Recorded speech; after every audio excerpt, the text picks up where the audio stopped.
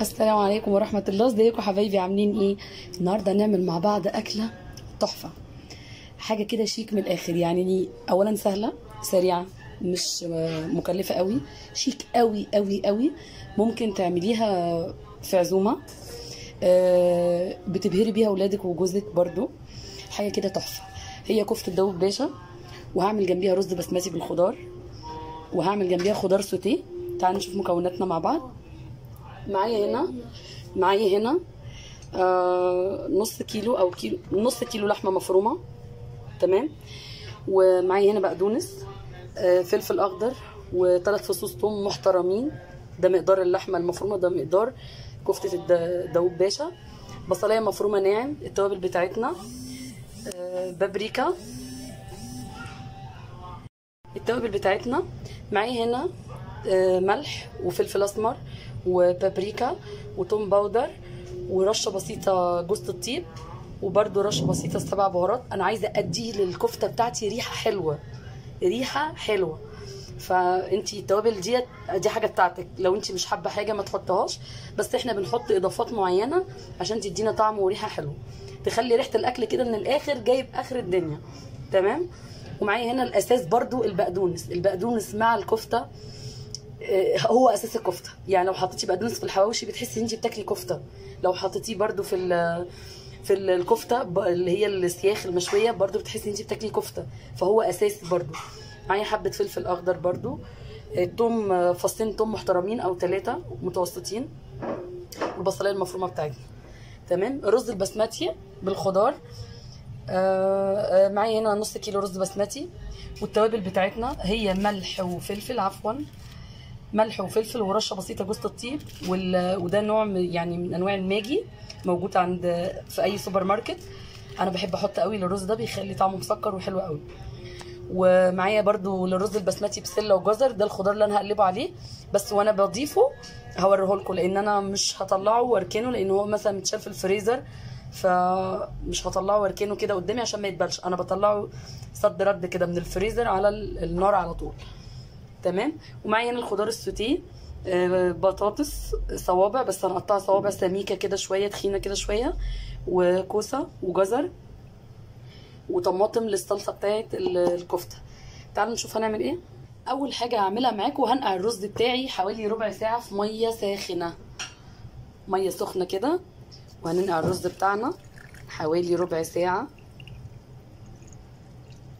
الرز البسمتي لازم ننقعه في ميه سخنه شويه، ما ينفعش تعمليه كده على طول، لانه يعني بيضطر وبينفش معايا لما بيتنقع في الميه السخنه. فاحنا هننقعه شويه كده حوالي ربع ساعه. بعد ما حطيت عليه الميه السخنه هغطيه وهركنه على جنب شويه. تمام. نيجي بقى للكفته بتاعتنا هنا. بسم الله. هنزل هنا بالبصلايه المبشوره،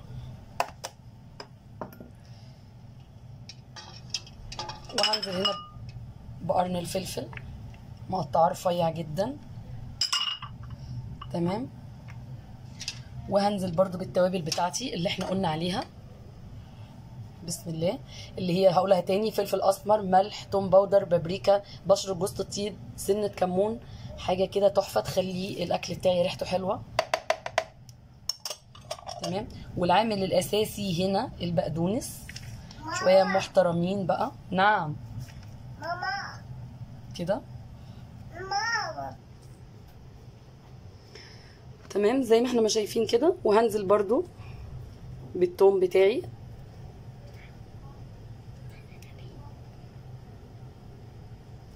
هقلب كل الكلام ده.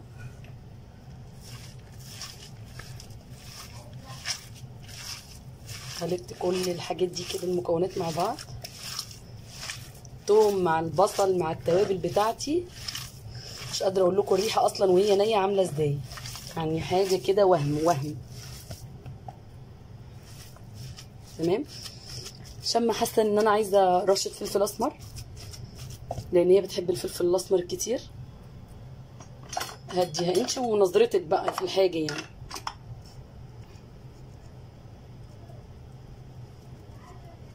تمام. وهلتها تاني.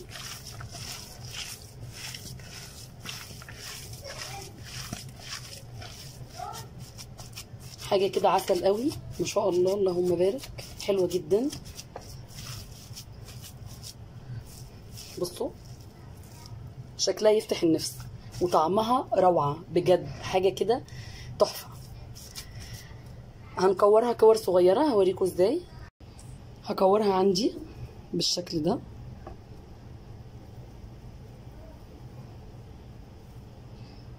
بالحجم ده. هعمل واحده تاني كده، هكورها كلها بالشكل ده وهحطها في التلاجة تتشمع مثلا بتاع 10 دقايق، وبعدين هنشوف هنعمل ايه. تمام. عندي هنا حله سخنه على النار، هنزل فيها شويه زيت كده محترمين. تمام. البصلايه بتاعتي بصلايه كده محترمه، ده للرز على فكره. الرز بقلبه بصلايه زي رز السمك كده، بس انا نسيت اقول على البصلايه بصراحه. فانا معاكم خطوه بخطوه يعني. تمام. هقلبها كده، هعلي النار بتاعتي بقى.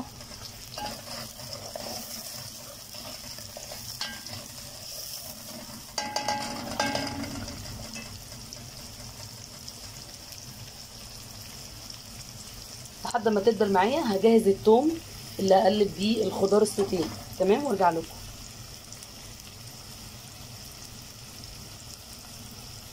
البصله بتاعتي خلاص دبلت، مش عايزاها تصفر خالص عشان تبقى مسكره. تمام. هنزل عليها بقى بالرز بتاعي اللي انا مصفياه. هنزل هنا بالرز بتاعي اللي انا مصفياه، نقعت ربع ساعه.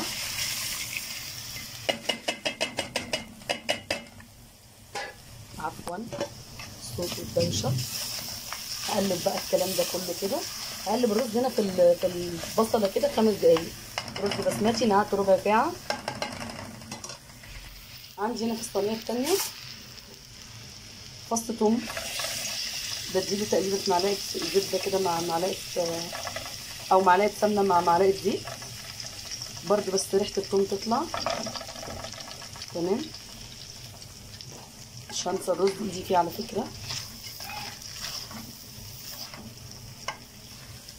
زي ما احنا شايفين كده.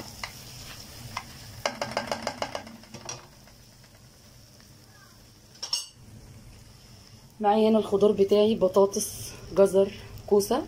هنزل بيهم كده على الثوم اللي ريحته طلعت، ما خليتوش يحمر عشان ما يمررش معايا. وهقلب بقى بحنيه لان الكلام ده كله كده عايز حنيه جامد يعني.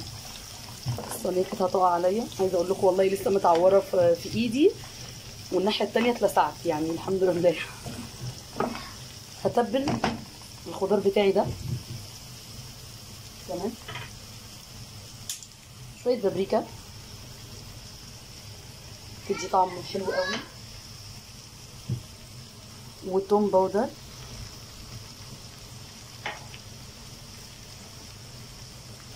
وملح وفلفل، وفلفل سوري،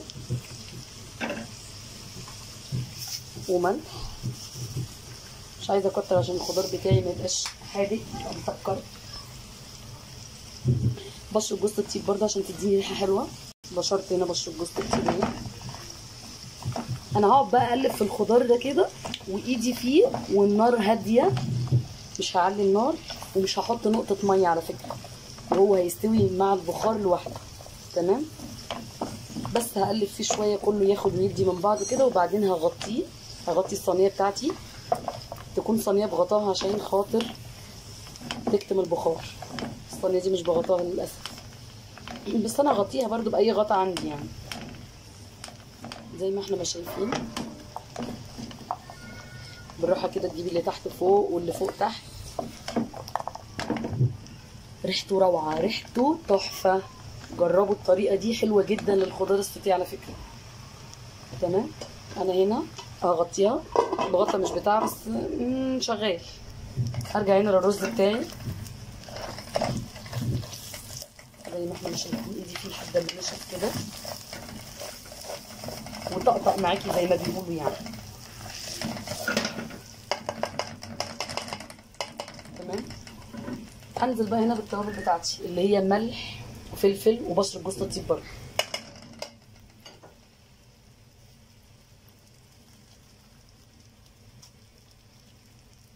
والمكون التحفه اللي انا بقول لكم عليه ده زي الماجي، حلو جدا.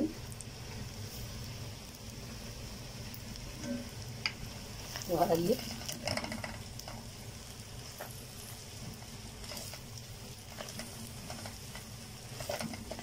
الريحه تحفه تحفه، تعملي اكل كده بمزاج.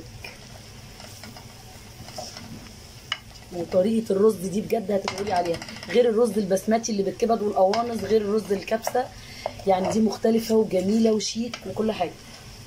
عندي على العين التانية هنا بدي للجزر والبسله سلقه بسيطه كده، فبطلعه من الفريزر. البسله انا مخزناها بطلعها على النار على طول. تمام. هوريها لكم، بس هسقي الرز بتاعي الاول لان انا هسويه لوحده. هسقيه الميه بتاعته وهديه كفايته وهسويه لوحده، وهسلق الخضار ده برده لوحده، مش هحط ده مع ده. هحط الميه بتاعتي سخنه. الرز البسمتي مش زي الرز العادي. الرز العادي بنحط يا دوبك بنغطي الرز بشويه ميه، يعني زي عقله صباع كده، انما الرز البسمتي بياخد ميه اكتر شويه. فانا هحط له ميه. لا انا كده حاسه، بصوا الرز باين اهو. لا كده لسه عايز شويه ميه كمان، لسه حاسه ان هو عاوز شويه ملح، فانا هحط له شويه ملح تاني. طبعا الحياء بتاعك لازم انت اللي عارفاه، يعني انك تحيقي الحاجه تدويها تشوفيها عايزه ملح مش عايزه. تمام. تحفه كده كفايه. هغطي الحله بتاعتي وتعالوا نشوف هنعمل ايه تاني مع بعض. انا هنا كورت اللحمه بتاعتي كلها زي ما احنا ما شايفين، كلها قد بعض اهي. هدخلها بقى الفرن. انا دهن الصاج بتاعي او الصينيه، دهن الصينيه بتاعتي زيت ورصيت فيها كور اللحمه. تمام. هدخلها الفرن بدل ما هقلبها على النار من فوق وتتفكك مني، انا هدخلها الفرن تاخد صدمه ومن غير ما اقلبها خالص، وهتبقى تحفه. دخلتها في الرف اللي في النص. وتعالوا نعمل صوص الطماطم بتاعنا. خلينا هنا نشوف الرز بتاعنا ما شاء الله. في المرحله دي بقى هحط له، خلاص قربت اطفي، هحط له معلقه سمنه بلدي على الوش.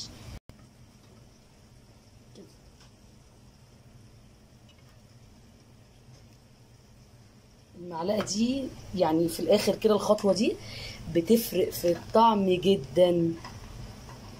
تمام. هو خلاص انا قربت اطفي عليه اصلا. اقلبه بس كويس كده وهسيبه بقى. بصوا شكله اصلا يفتح النفس. هسيبه وبعدين هرجع له تاني. تعالوا نشوف الخضار بتاعنا. واو، كان نفسي تيجوا تشموا ريحه بصراحه. بصوا انا ما حطيتلوش نقطه ميه، هو بينزل السوائل بتاعته وبيشربها منه فيه كده. ما حطيتلوش ميه خالص خالص. تمام. ومش لازق ولا اي حاجه، عشان انتي حاطه له زبده او زيت او ماده دهنيه، فمش بيلزق خالص. لسه بدري. هغطي تاني. هنا بقى عندي هنا على النار ميه بتغلي. طلعت البسله بتاعتي من الفريزر والجزر فريش طبعا. على النار كده على طول. هيتسلقوا معايا، مش هحط لهم اي حاجه. واو اتلسعت، غير شويه ملح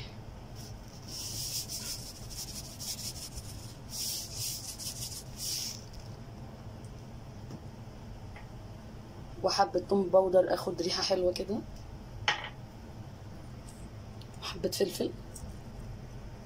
بس هسيبه لحد ما يستوي. هقلب بس الكلام ده كده. تمام. وهغطيه يستوي وبعدين هصفيه وهقلبه على الرز وانا بقدمه. عندي هنا في صينيه على النار هحط فيها شويه زيت. تمام. وهنزل عليها بفص ثوم كبير.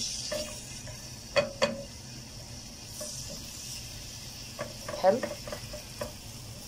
دي الصلصه بتاعت الكفته بتاعتي في الفرن. تعالوا نشوفها كده مع بعض. بسم الله الرحمن الرحيم. واو، بسم الله اللهم بارك. بصوا حاجه ما شاء الله اللهم بارك، حلوه جدا. شايفين؟ ما فكتش وما قلبتهاش وما غلبتنيش وما حطيتهاش على النار في الفرن، وهي هتتشمع وتتظبط مع نفسها. تمام. نطلع هنا بقى للثوم بتاعنا.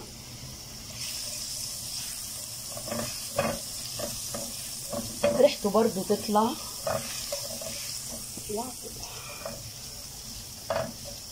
وهنزل عليه بايه؟ بعصير الطماطم بتاعي. انا عايزاها صلصه ثوم عادي خالص، مفيهاش اي افتكاسات يعني. ممكن احط لها معلقتين صلصه، ممكن احط لها معلقتين تخديعه فايضين عندي من امبارح.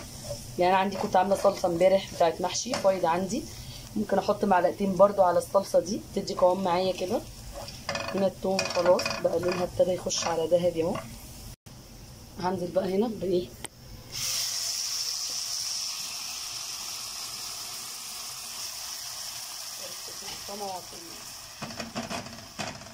وهحط كان فايض عندي امبارح حبه صلصه محشي عادي خالص، هي برضو صلصه ببصل ما فيهاش اي برضو افتكاسات. تمام كده.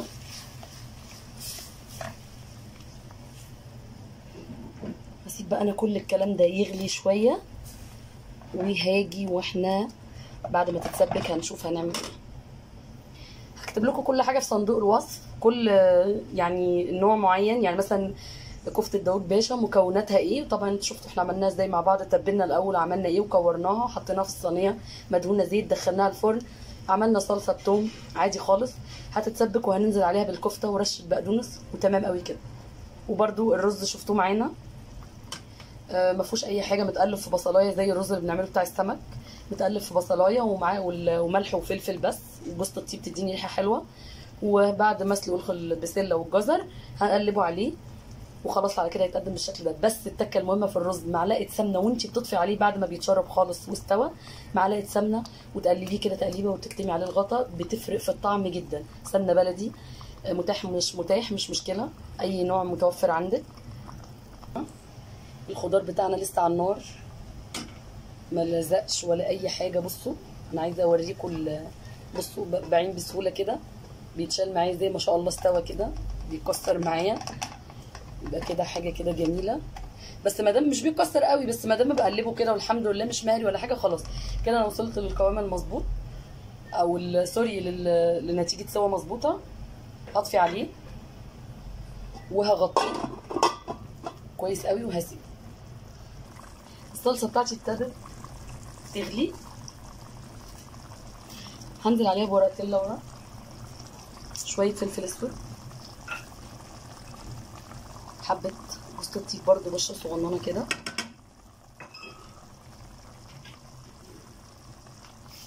شويه ملح. تمام. هدلعها ممكن حبه بابريكا بس كفايه. تمام. دي هتغلي بقى تتسبك معايا، ولما تتسبك هرجع اقول لكم هنعمل ايه.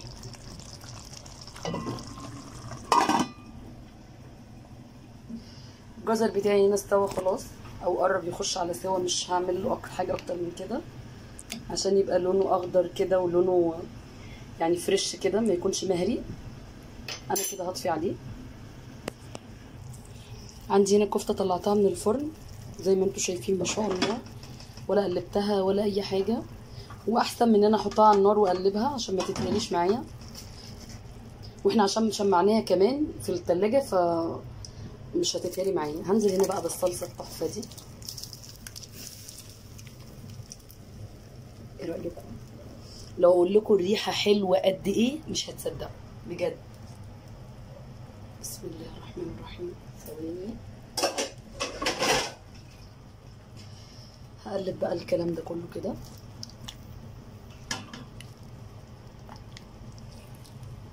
تمام. بصوا انا اصلا بقلب الكفته بتاعتي وما شاء الله شايفين. بصوا الكفته مفيش ولا واحده فكه، عشان كورناها وحطيناها في التلاجة حوالي 10 دقايق او ربع ساعه ارتاحت، وبعدين حطيناها في الفرن. المكونات بتاعتنا مظبوطه 100%، مفيش بصل كتير، مفيش اي نوع حاجه كتير، زي ما احنا ما شايفين كده. هرجعها بقى للفرن تاني.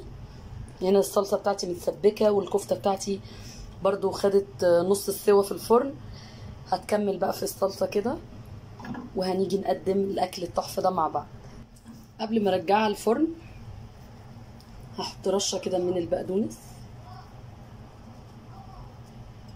تمام. البقدونس حاجه اساسيه بتدي طعم روعه روعه بجد. كده هدخلها بقى الفرن وارجع لكم تاني.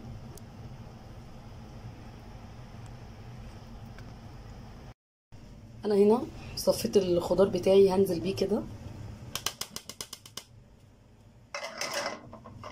على الرز وهقلب.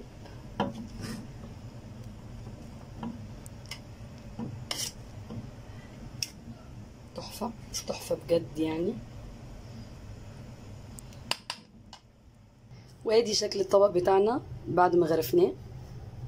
ولا افخم من الفنادق، ولا تقولي لي مش عارف ايه، ولا بجد حاجه تحفه.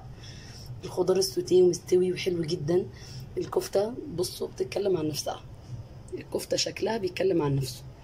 الرز برده معايا تحفه، طعم وريحه وشكل، بجد حاجه حلوه جدا. يا رب تكون وصفاتي عجبتكم، يا رب اكون عند حسن ظنكم. ما تنسوش تعملوا سبسكرايب للقناه وتفعلوا الجرس عشان يوصل لكم كل جديد. السلام عليكم.